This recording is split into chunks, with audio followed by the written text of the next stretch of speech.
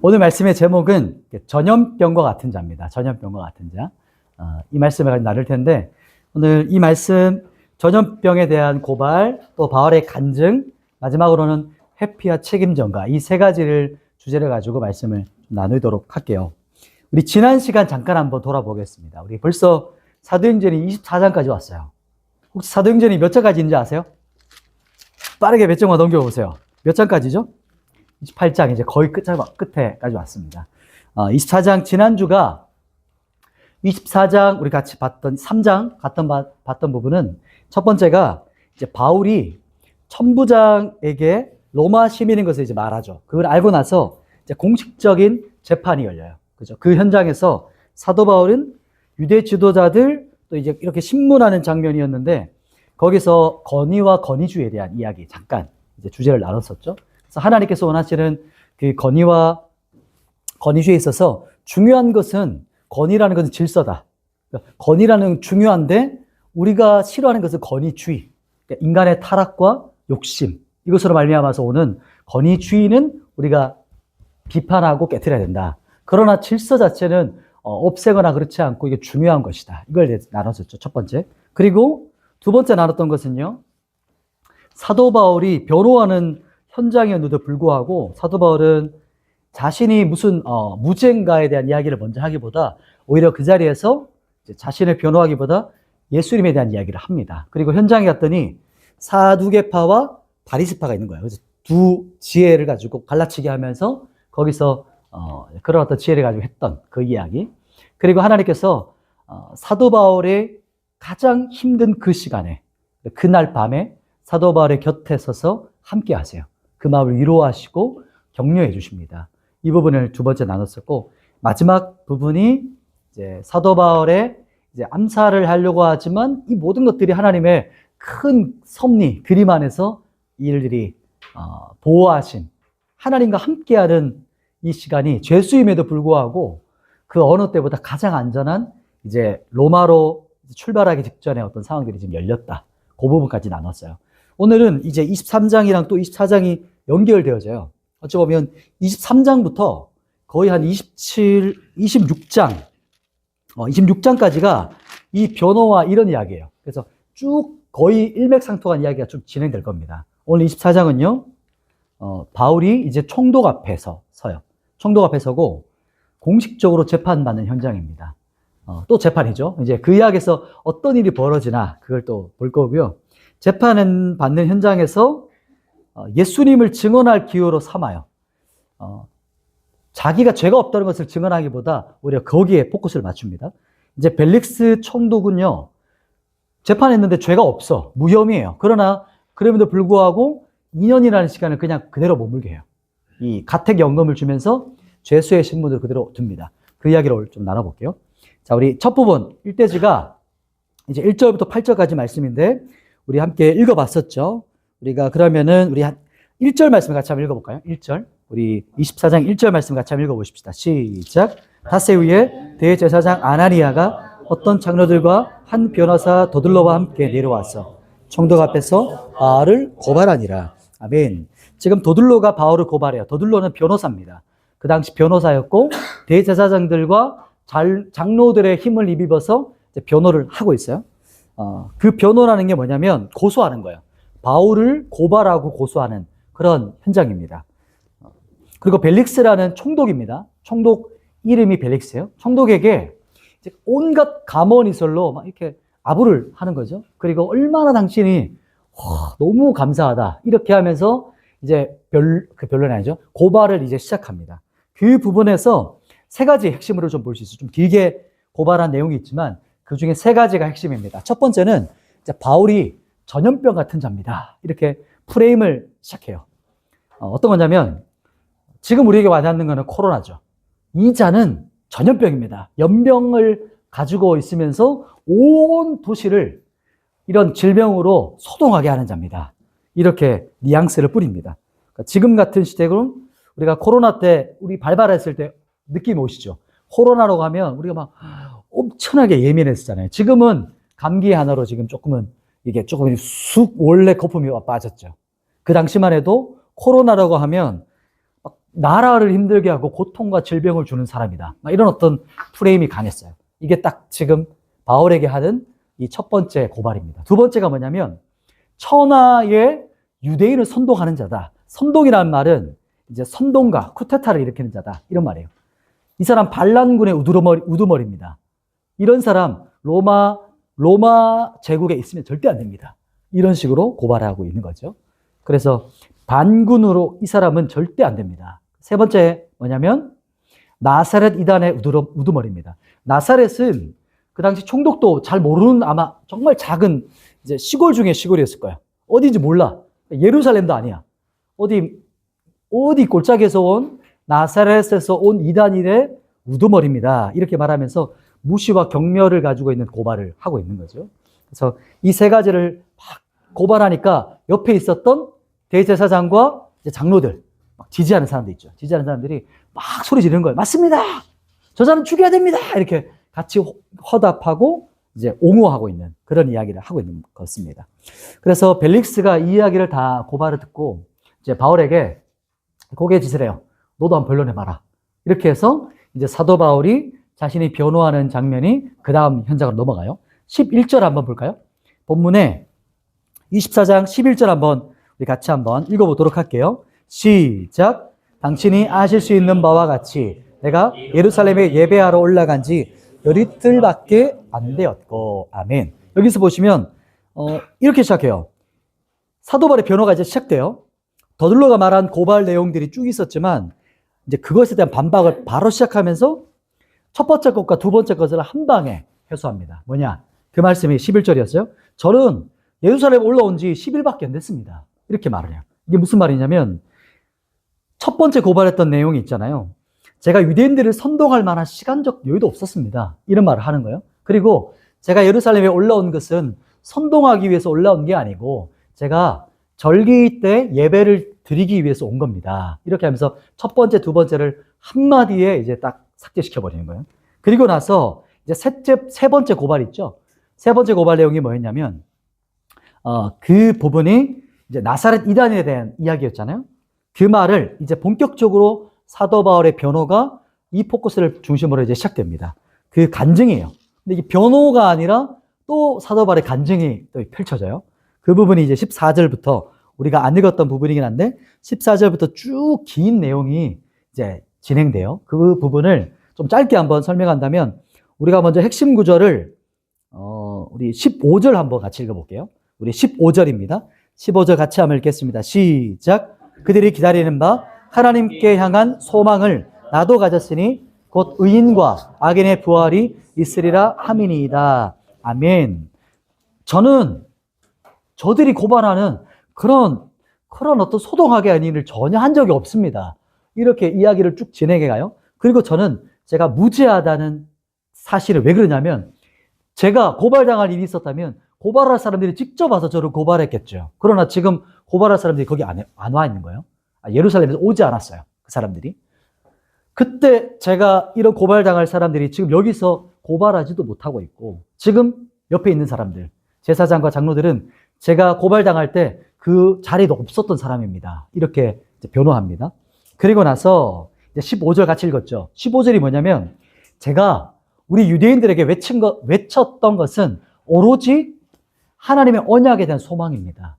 그 소망이 뭐냐면 예수님께서 죽으셨고 부활하셨다는 이 부활의 소망을 제가 외친 것밖에 없어요. 이렇게 이제 변호하고 있는 거예요. 그런데도 저들이 저를 고발하고 죽이려고 하고 있습니다. 이렇게 사도 바울이 말하고 있는 거예요. 지금 지난주도 똑같죠. 지난주 내용도요. 거의 이 내용과 비슷했어요. 이제 그 동족들 앞에서 했던 이야기들도 사도 바울이 지금 법정 앞에 섰는데 자신을 변호하고 무죄라는 것을 입증하는 포커스보다 지금 어떤 것을 얘기하고 있냐면 모여있는 사람들에게 어떻게 하면 내가 예수님을 알려줄 수 있을까? 예수님을 어떻게 하면 소개해 줄 수 있을까에 대한 그 포커스를 가지고 있었어요. 이 부분이 우리 청년들이 적용할 부분이에요. 한번 생각해 보세요. 사도 바울은 어떤 상황이나 어느 곳에서나 지금 법정에 섰잖아요. 무죄 판결 받는 것보다 뭐가 더 포커스를 갖고 있어요? 복음을 전하는 거. 내가 정말 사랑하는 이 예수님을 어떻게 하면 저 사람들에게, 사랑하는 동족에게 어떻게 하면 알려줄 수 있을까? 그것에 대한 기회를 삼았다는 거예요. 이게 바로 우리가 적용할 부분이라는 거죠. 조금 더 생각해 보시면 이런 거예요. 우리가 세상 사는 가정들이 있잖아요. 우리가 다 세상 가운데 살아가잖아요.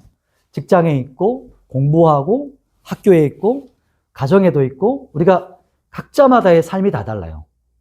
그러면 우리가 일관화 시킬 수 없어요. 매뉴얼화 시킬 수 없어요. 그러면 우리가 살아갈 때 우리의 어떤 포커스라는 생각이 내가 사는 모든 과정 가운데서 내가 이 일을 할 때, 내가 이런 과정을 겪을 때, 누구를 만날 때 어떻게 하면 이 사람에게 예수님을 알려줄 수 있을까? 예수님의 그 사랑을 어떻게 하면 내가 조금이라도 전달할 수 있을까? 이것에 대한 적용을 말하는 겁니다. 복음에 대해서 우리가 일묘교연하게 잘 몰라도 괜찮아요. 성경에 대해서 혹시나 잘 알면 좋겠지만 다 몰라도 괜찮아요. 정확하게 몰라도 괜찮아요. 그러나 우리가 이렇게 했으면 좋겠어요. 친구가 좀 힘들 때 있잖아요. 우리도 힘든 시기를 겪었고 혹은 힘겨운 시간들을 겪을 때 우리에게 제일 큰 힘이 됐던 거 있잖아요. 믿음이라는 거. 또 혹은 이렇게 우리 교회 공동체에 또 누나라든지 아니면 언니라든지 우리 장로님이라든지 혹 그런 어떤 가까운 친구들 있잖아요. 그때 옆에 있었던 사람. 그런 기억들 있죠. 네. 한 3명 거두겠어요. 있잖아요. 그럴 때 그것을 알려주는 거예요. 내 친구가 힘들어해. 뭔가 어려운 과정을 겪었어. 직장에서 뭔가 여러 가지 오해 때문에 얽혀가지고 막 복잡한 힘겨운 시간을 가져요. 그러면 사람이란 게 그렇거든요. 제일 힘들 때 옆에 있었던 사람이 제일 기억나요. 제일 고맙잖아요. 그리고 옆에 있다가 그때 어떻게 하는 거죠? 같이 술 한잔 할까? 이런 기회가 아니죠. 부어라 마셔라 놀아라 이게 아니라 그때 우리가 뭐 맛집에 갈 수도 있겠죠. 혹은 카페 갈 수도 있어요. 근데 그때 정말 중요한 거는 그 시간에 이 친구에게 어떻게 하면 내가 어려운 시간을 어떻게 이겨냈는지에 대한 이야기를 알려주는 거예요. 내가 어떻게 이겨냈는지. 나도 예전에 한번 친구 관계 때문에 힘들었었어. 혹은 직장에서 내가 이런 오해받아서 너무 괴로웠었어. 근데 그때 내가 어떻게 이겼냐면 내가 하나님 믿잖아. 그러니까 이렇게 기도하는데 내 마음에 이런 감동이 들었어. 혹은 난 너무 힘든데 그때 내 옆에 누가 그때 교회였던 형일 수도 있고 친구일 수도 있겠죠. 그때 옆에 와서 나한테 이런 얘기를 해줬는데 그게 너무 와닿는 거야. 내 마음이 위로가 됐었어. 그러니까 이런 어떤 이야기를 하면 진심은 통해요. 진짜 내가 겪었던 것은 그 어떤 힘이 있거든요. 그래서 그런 이야기를 하는 거. 그러니까 예를 드는 겁니다. 사도 바울은 지금 계속 지금 이제 갇혀 있잖아요. 이렇게 잡혀 있잖아요. 그런 상황에서도 계속해서 어떤 상황과 과정에서도 어떻게 하면 예수님을 증거할 수 있을까에 대한 기회를 포착했어요. 자기가 변호할 때마다 변호와 함께 증거하는 기회를 삼았다는 것이 우리가 주목해서 볼 부분이라는 거예요. 예전에 제가 들었던 이야기 중에 참 기억 남는 이야기가 있어요. 어떤 이야기였냐면 이제 귀족들이 있었어요. 귀족들. 그래서 귀족들이 정말 친하게 지내는 그리스도인이 있었대요. 귀족들 중에. 그래서 이 그리스도인이 너무 이 관계성이 너무 좋은 거야. 그래서 이 귀족들이 항상 놀 때마다 부르고 이제 뭐 이렇게 뭐 거하게 마실 때마다 불러서 같이 너무 즐겁게 노는 그런 그리스도인 친구가 있었어요. 그래서 언제나 늘 사람들이 함께 무리에 같이 있고 분위기를 띄우는 그런 어떤 사람이었는데 인기가 너무 좋았었던 사람이에요. 근데 어느 날 그 무리 중에 한 사람이 이제 질병에 걸린 거예요. 이제 이 질병이 너무 심각해지니까 이제 죽을 병 같은 임종을 맞이하게 됩니다. 그래서 임종을 맞이한 걸 직감하고 이 사람이 이제 병상에 누웠죠. 친구들이 와서 너무 안타까우니까 야 그러면 그때 우리 그 친구 부를까? 그리스도인 불러볼까? 이렇게 했더니 그 임종을 앞둔 친구가 뭐라고 했냐면 아니야. 그 친구는 내가 평생 같이 있었지만 나에게 믿음에 대해서 한 번도 얘기해 준 적이 없었어. 이렇게 말하는 거야. 그리고 또 덧붙여서 뭐라고 하냐면 그 친구 말고 그 마부 종이 있지. 그 사람을 좀 불러주게. 그러니까 옛날 시대인 거예요. 말을 끄는 종이었던 거예요. 그 마부를 좀 불러주게. 그러면서 이제 그렇게 덧붙였어요. 내가 우연히 마구간에 문을 열었을 때 그 마부가 그 구석에서 무릎을 꿇고 기도하는데 나도 모르는 어떤 경외함과 두려움을 어떤 걸 느꼈었어. 그러면서 그 마부를 불러달라고 했어요. 그리고 그 마부가 실제로 왔어요. 이야기가. 그래서 마부가 와서 임종을 앞둔 그 친구에게 예수님에 대한 이야기를 증거해주고 그리고 예수님을 믿음으로 영접하고 회개하고 영접하고 죽음을 맞이했다는 이야기였어요. 여러분 우리가 이 시대에 살다 보면요. 속을 수가 있어요. 어떤 거냐면 우리가 사람들하고 다 잘 지내야 된다는 어떤 프레임이 딱 갇힐 수가 있어요. 이런 건 어떤 뜻이냐면 사람들과 잘 지내는 건 중요하죠. 그런데 이런 프레임인 거예요. 그 사람을 불편하게 하면 안 돼. 이런 프레임에 갇힐 수 있어요. 그러다 보면 뭔가 이게 부자연스럽고 자유롭지 못하게 내가 나를 이게 부자연스럽게 묶을 수가 있어요. 이 프레임. 그게 무슨 말이냐면 소극적이 될 수 있어요. 우리가 친구들과의 관계에서, 사람들과의 관계에서.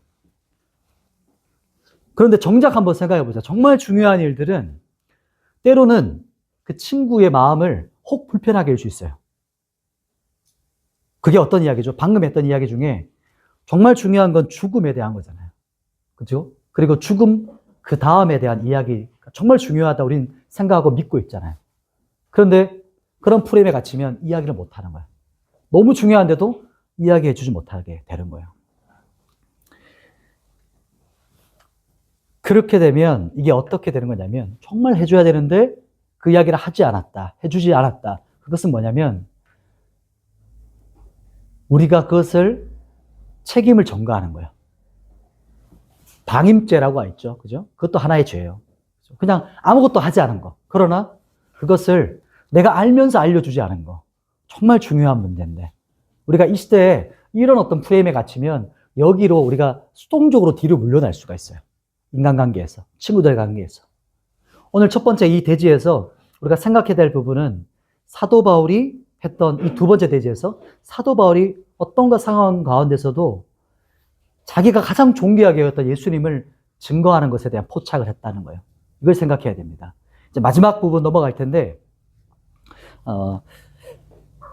이제 사도 바울이 21절에 보시면 방금 했던 똑같은 이야기예요. 제가 죽은 자의 부활을 외쳤습니다. 한 소리만 했습니다. 그것 때문에 제가 신문 받고 있습니다. 라고 벨릭스의 총독에게 말을 하고 이제 결정은 누가 해야 될까요? 총독이 선택하고 결단하는 거예요. 그 부분이 이제 마지막 우리 세 번째 부분입니다. 한번 본문 말씀 22절, 23절 두 절 한번 읽어보도록 할게요. 24장 22절과 23절입니다. 같이 읽겠습니다. 시작. 벨릭스가 이 도에 관한 것을 더 자세히 아는 거로 연기하여 이르되 천부장 루시아가 내려오거든 너희를 처결하리라 하고 백부장에게 명하여 바알을 지키되 자유를 주고 그의 친구들이 그를 돌보아주는 것을 금하지 말라 하니라. 아멘. 세 번째는 총독 벨릭스의 판결입니다. 그런데 그 판결이 비열함과 책임 전가의 모습을 우리가 볼 수 있어요. 양쪽 증언을 다 들었잖아요. 이제 재판권을 갖고 있는 거예요. 총독이 양쪽 증언을 들었어요. 벨릭스가 이 도를 더 자세히 알고 있다고 말해요. 이미 알고 있는 내용이에요. 그게 무슨 말이냐면 사도 바울에게 혐의가 없다는 것을 알고 있다는 거예요. 이것이. 근데 좀 더 역사적으로 본다면요. 당시 예수님의 부활 사건은 빌라도라는 총독 알죠? 예수님 죽였던 그 빌라도가 그 당시 가이사 황제에게 편지를 썼던 그 역사적 근거가 있어요. 그리고 역사학자, 유대인 역사학자의 요세푸스란 사람도 그것에 대한 편지를 썼다는 것을 역사책에 기록되어 있어요. 이거는 역사적 팩트예요. 한번 상식적으로 한번 생각해 보세요. 제가 작년에 누가 죽었는데 지금 제가 그 사람 살아있어. 이렇게 사람들이 계속 얘기해요.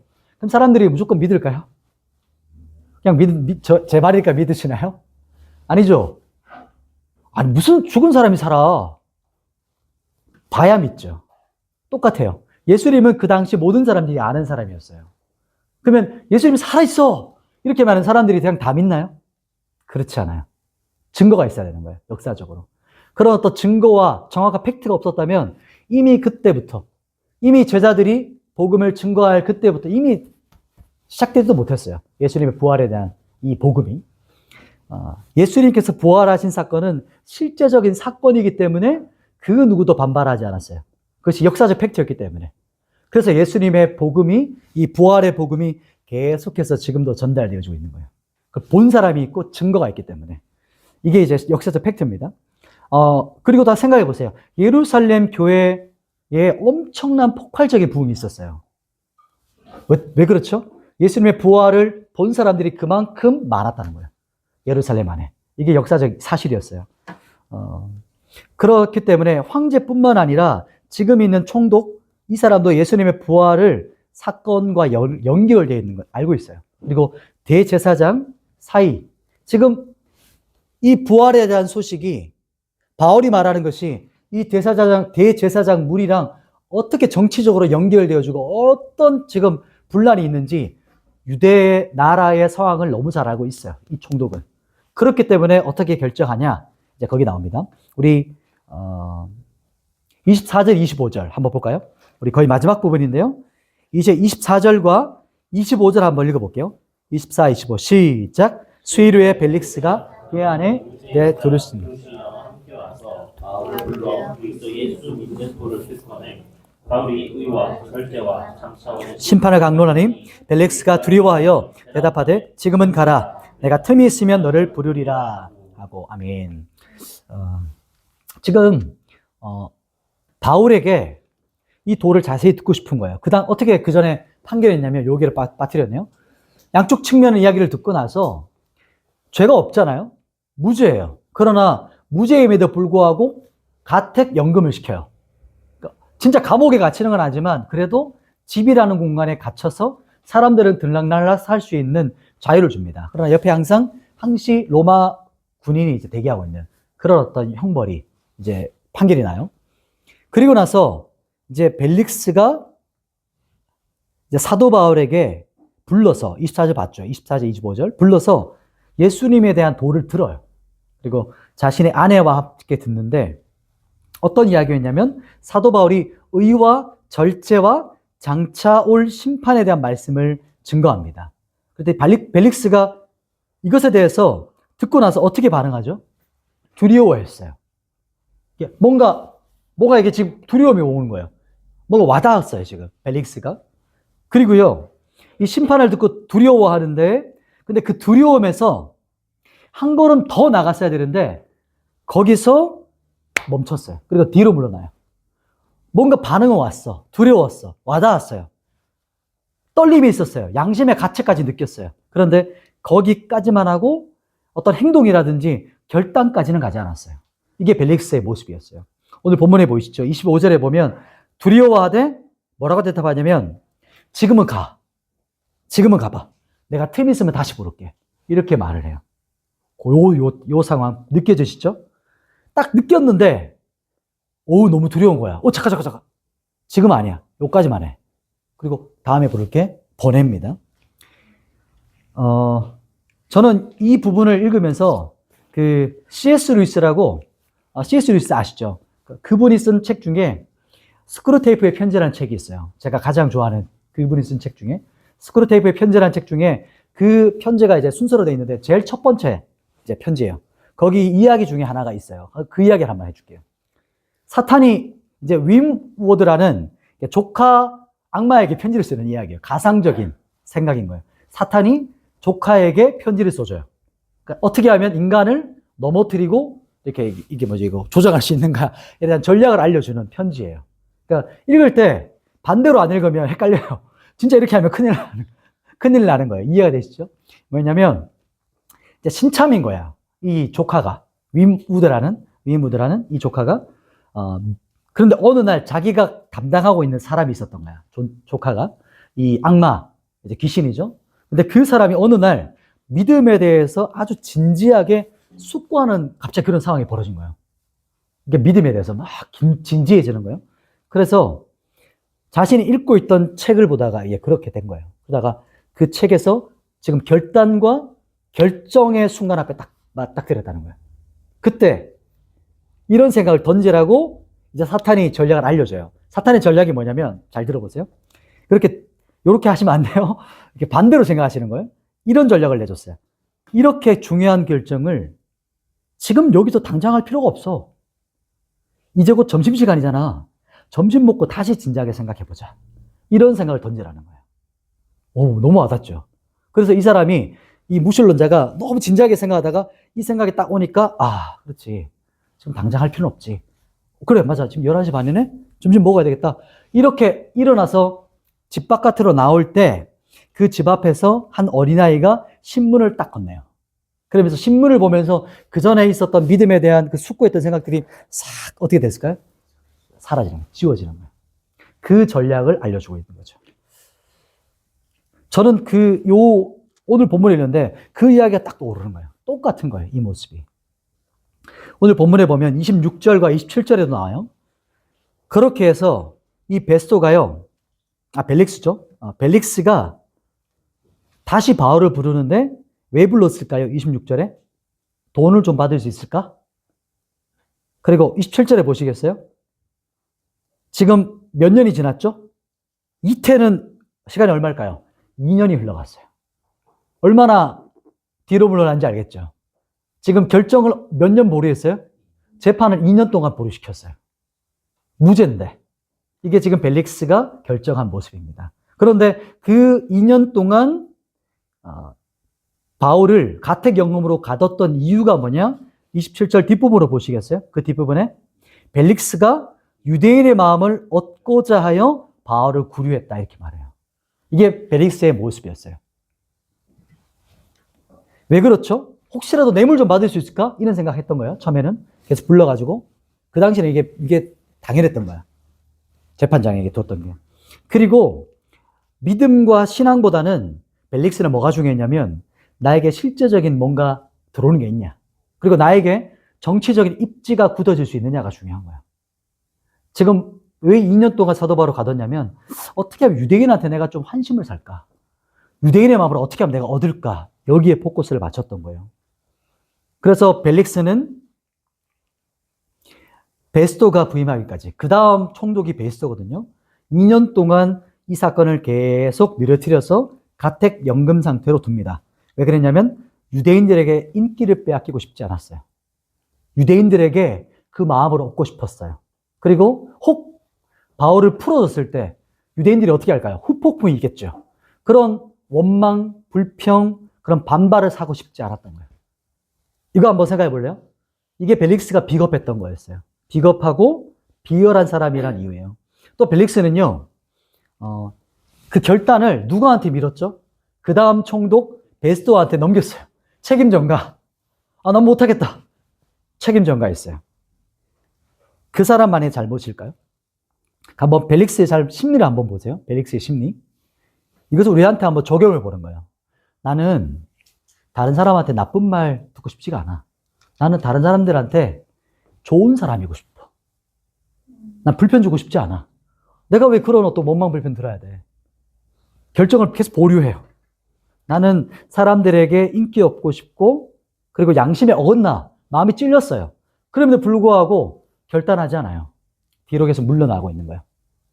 결단하지 않고 계속해서 자기 합리화하면서 나는 좋은 사람, 그리고 사람들에게 좋은 사람으로 보여주고 싶은 그 심리가 여기서 우리가 볼 수 있는 거죠. 그게 유교적인 사고야. 유교적인 사고. 그러니까 이 시대 우리나라에 조금 있는 정서일 수 있죠. 우리 내면의 상태는 두려워요. 떨림이 있어요. 양심에 찔림이 있어. 그럼에도 불구하고 바깥으로는 내가 보여지는 것이 중요한 거예요. 내 내면보다 외적인 것. 우리 청년들, 이 시대에도요, 이런 유혹에 넘어갈 수 있어요. 이런 유혹에. 그게 뭐냐면, 내가 뭐라고 그 친구한테 그렇게 말해? 내가 뭔데 그 친구한테 그렇게 그 친구를 불편하게 해? 이런 생각인 거예요. 그리고 아쉬운 소리, 내가 왜 굳이 아쉬운 소리 해가지고 그 친구 마음 불편하게 해야 되나? 별로 하고 싶지 않은 거예요. 그래서 괜히 그런 소리 했다고 관계가 서먹서먹해질 수 있잖아요. 지금 이 시대는 더 그게 크잖아요. 그러니까 코로나 끝나고 나서 우리 원래도 개인주의였지만 이제는 그 다음 단계 핵개인으로 가고 있잖아요. 시대가 이미 그렇게 진입했고, 결혼 기피 또 출산율이 더 떨어지는 거, 이런 어떤 가치관이 같이 가는 거예요. 제가 여기서 말한 이렇게 많은 것도 있겠지만 한 가지 포커스를 잡고 싶은 게 뭐냐면 책임이라는 거예요. 책임지는 거. 이 시대는 책임지는 것을 좀 부담스러워하는 시대라고 생각이 들어요. 책임에 대해서. 진짜 사랑하는 사람 한번 생각해 보시겠어요? 저는 이제 부모니까 여러분이 앞으로 부모가 되실 거잖아요. 내 자녀가 태어났어요. 그러면 때로는 그 자녀에게, 아들, 딸에게 뭔가 진지하게 얘기해 줘야 될 말이 있죠. 그죠? 그런 말이 있어요. 근데 제가 이걸 잘 못해요. 어떻게 하면 이 마음에 잘 받아들이게 할까 쉽지 않지만 저희 아내는 이것을 아이들 마음을 잘 준비시켜서 이를 잘 전달하거든요. 이게 참 중요한 부분이에요. 왜 그렇죠? 왜 그렇게 막 고민해서 이 말을 어떻게 잘 전달할 수 있을까? 그 마음이 잘 받아들일수록 어떻게 하면 이걸 고민해서 말을 전달할까라는 생각을 하거든요. 왜 그렇게 고민하고 힘들어할까요? 왜 그렇죠? 사랑하는 자녀이기 때문이에요. 내가 사랑하는 사람이기 때문인 거예요. 우리가 또 이제 입장을 바꾼다면 내가 누군가에게 그런 어떤 이야기를 들어. 진지한 이야기인데 좀 불편할 수 있는 이야기를 들어요. 그러면 사람은 누구나 그래요. 들으면서 기분이 기복이 일어나요. 막 기분은 뭔가 좀 언짢다가 때로는 합리화하고 싶다가 오히려 더 공격해서 그 상대방을 이렇게 비난하고 싶고 너는 뭐 이렇게 하고 싶은 우리의 복잡한 심리가 있어요. 왜 그러냐면 그런데 그럼에도 불구하고 굳이 왜 그 이야기를 해줘야 되죠? 왜 하고 싶은 거죠? 사랑하기 때문이에요. 사랑하기 때문에. 그러니까 사랑이라는 것은 여기서 제가 말하는 것은 책임을 기반해요. 책임. 요즘 시대는 누가 책임지려 합니까? 책임지는 건 힘들어. 조금 좀 깊이 하고 싶어요. 그러니까 부모라는 사람은 자녀를 누가 책임져 주죠? 부모가 책임지죠. 그죠? 여러분도 지금 리더들 보면 리더하는 게 왜 힘들죠? 책임져야 되기 때문이에요. 책임지는 자리이기 때문에. 그냥 영혼에 대한 책임이 그냥 어깨에 부어져요. 우리 리더들을 보면 우리 패밀리원들은 뭔가 리더들이 뭘 안 하는 것처럼 보여도 이미 어깨에 이게 엄청난 어깨에 무게를 가지고 살아가요. 아무도 말 안 해. 그러나 뭔가 부담이 있어요. 왜 그러냐면 책임지는 자리고 섬겨야 된다는 어떤 부담감이 있기 때문이에요. 영혼을 책임져야 된다. 그런 마음이 있기 때문이죠. 그 누구도 다른 누구도 제 아들과 딸을 책임져 주지 않아요. 부모님이 책임져요. 영적인 부모도 마찬가지예요. 그것을 말하는 겁니다. 제가 우리 청년들이 진짜 사랑하는 사람에게 말할 때 이런 방법은 또 필요해요. 이게 필요해요. 거칠게 말한 것보다 하나님 아버지의 사랑의 마음, 그것을 가지고 눈물의 기도를 가지고 얘기해 줘야 돼요. 눈이 눈물로 있을 때 진짜 진심으로 말할 때 그 말이 전달되어져요. 근데 이것이 참 없이 그냥 표면적 관계하는 시대로 점점 가고 있어요. 그냥 좋은 말, 서로 불편하지 않은 정도. 요렇게 좀 어느 정도 이렇게 개인 프라이버시는 각자 그렇게 해서 깊어질 수 없죠. 사람 관계가. 저는 우리 청년들이 또 리더와 우리 동역자들이 있잖아요. 리더들과 우리 청년들 이렇게 진리 안에서 교정되었으면 좋겠어요. 진리로 자기 자신이 교정되어지고 누가 나에게 말했을 때 내가 교정시키고 또 누군가에게 그것을 말할 수 있는 사람이 되어야 돼요. 그런 공동체가 되었을 때 그 안에 어떤 거짓 것들을 제거하실 수 있어요. 아니면 계속 암적 존재들이 우리 주변에 계속 도사리고 있는 거예요. 근데 겉표면만 괜찮아. 우린 괜찮아. 정신승리할 수 있어요. 공동체 안에. 그 부분을 리더는 캐치하셔야 돼요. 패밀리원을 볼 때 캐치하셔야 돼요. 패밀리원도 리더가 나에게 어떤 그런 말을 했을 때 여러분의 마음을 합리화시키면 안 돼요. 그 마음을 서로가 받아들이고 같이 극복해 가셔야 된다는 이야기를 하고 싶어요. 그러면 하나님의 사람들은 어떻게 해야 되냐? 책임지는 자리, 진리의 앞에 서는 자리, 그것을 히브리서 기자는 이렇게 말해요. 우리 말씀 한번 볼까요? 진리의 사람은 이렇습니다. 우리 같이 한번 히브리서 말씀 읽어볼게요. 우리 앞에 한번 PPT 있는데요. 같이 읽겠습니다. 시작. 나의 의는 믿음으로 말미암아 살리라. 또한 뒤로 물러가면 내 마음이 그를 기뻐하지 아니하리라 하셨느니라. 우리는 뒤로 물러가 멸망할 자가 아니요 오직 영혼을 구원함에 이르는 믿음을 가진 자니라. 마지막 때 하나님의 사람들은 하나님의 자녀들은요 믿음으로 사는 거예요. 믿음으로. 믿음으로 산다는 것은 진리 앞에서 뒤로 물러나지 않는 거예요. 진리가 있으면 그 앞에서 타협하지 않는 거예요. 자기 합리화하지 않는 거예요. 다른 사람 눈치 보면서 숨을 때 하나님을 기뻐하지 않는다. 이렇게 말해요. 또 우리가 뒷걸음칠 때 그러면 영혼은 침륜에 빠져지게 돼요. 뒤로 물러나면 점점 우리가 어떻게 되냐면 죄의 수렁에 세상의 사슬에 묶여지게 돼요. 수동적으로 돼요. 힘을 상실하게 된다는 걸 말해요. 그래서 무늬만 그리스도인이에요. 그 상태가 된다는 걸 말해요. 우리가 뒤로 물러나면 성경에서 더 심각하게 말하죠. 침륜에 빠지면 지옥에 떨어지는 사람으로 가게 된다. 우리는 그런 사람이 아니다. 그러면 우리의 부르심을 위해 살아가는 사람들은 또 뭔가 히브리서 11장에 뭐라고 말하냐면 히브리서 11장은 믿음장이거든요. 믿음으로 살았던 사람들의 모습을 이렇게 말해요. 같이 한번 우리 또 읽어볼게요. 히브리서 12장으로 넘어가면서 한번 읽어볼게요. 제가 또 한번 보겠습니다. 우리 한번 요 두 부분인데 히브리서 12장 7, 8절 그 다음에 11절 요 세 절 말씀을 같이 한번 선포해 보십시다. 시작. 너희가 참음은 징계를 받기 위함이라. 하나님의 아들과 같이 너희를 대우하시나니 어찌 아버지가 징계하지 않은 아들이 있으리요. 징계는 다 받는 것이거늘 너희에게 없으면 사생자요 친아들이 아니니라. 무릇 징계가 당신은 즐거워 보이지 않고 슬퍼 보이나 후에 그로 말미암아 연단받은 자들은 의와 평강의 열매를 맺느니라. 아멘. 하나님께서 아들을 사랑하세요. 그렇기 때문에 사랑하는 아들에게 뭘 주신대요? 징계를 주신대요. 아들에게. 왜냐하면 아들로 대우해 주시기 때문이에요. 우리한테 혹 힘든 일이 있어요?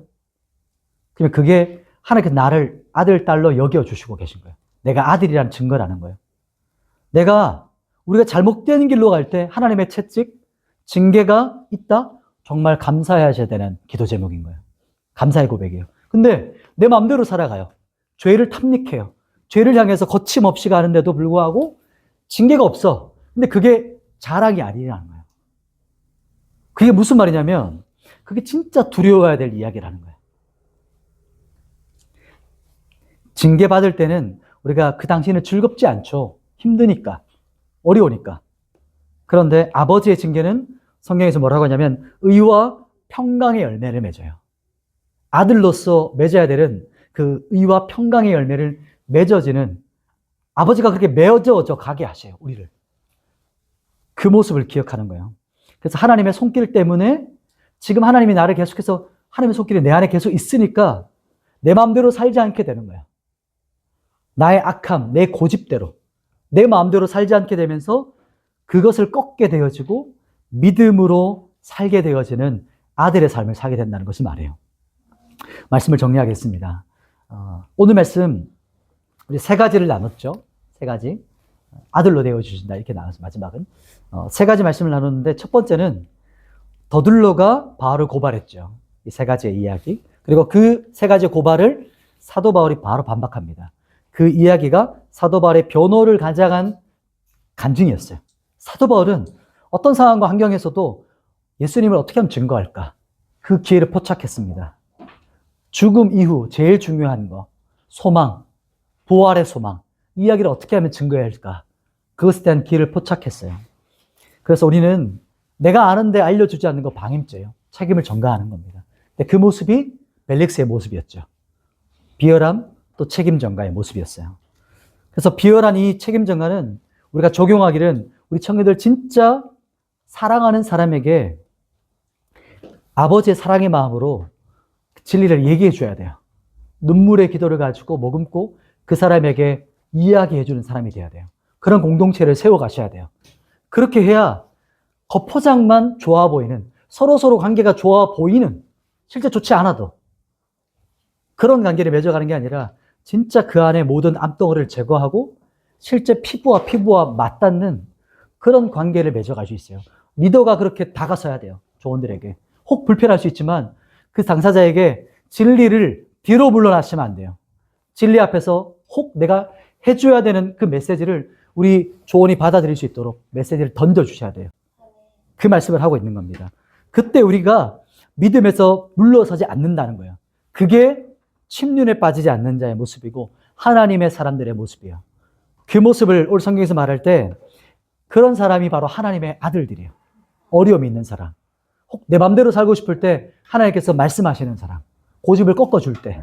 그게 아들이 의의 평강의 열매를 맺는 그 모습으로 주님께서 다루고 가시는 거예요. 그 모습이 없으면 더 두려워 떠셔야 돼요. 지금 내가 제대로 가지 않는 거예요. 내 마음대로 살고 있는 거예요.